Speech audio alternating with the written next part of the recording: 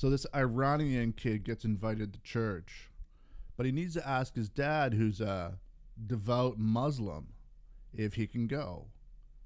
And you'll never believe the reason why his dad said yes.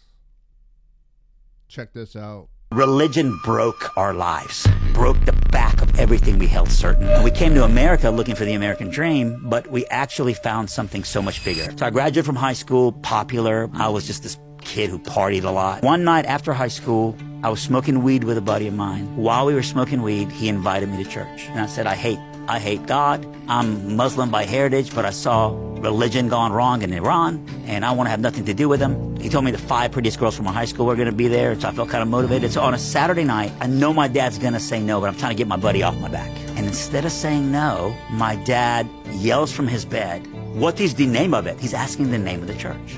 And what I didn't know, 2 weeks prior to that Saturday night, Josh, there were these people from this church, Shades Mountain Baptist Church, down the street from my home, that had come to my dad's restaurant to eat. They'd seen how my dad was shorthanded on wait staff, and instead of complaining about the bad service, they rolled up their sleeves and waited on tables at my dad's restaurant. And they went back the next day and did it again. They went back the next day and did it again. And then at the end, Aubrey Edwards invited my dad to choir practice. Dad went to choir practice. At the end of choir practice, Aubrey put a piece of paper out into the choir, and people signed up to work for free as shifts for busboys and waiters at my dad's restaurant to help him. So God in his sovereignty had used that to tenderize my dad's heart. Fast forward 2 weeks later, I'm asking if I can go to church. He goes, what is the name of it? My buddy yells out the name Shades, and it's the same one. And so my dad goes, I know those people. You can go there. And so I got to go to church. I went to church, and for 8 Monday nights, they came to my house and shared the gospel with me. And then one night I got saved. And the night I got saved, my parents were not happy. The night I got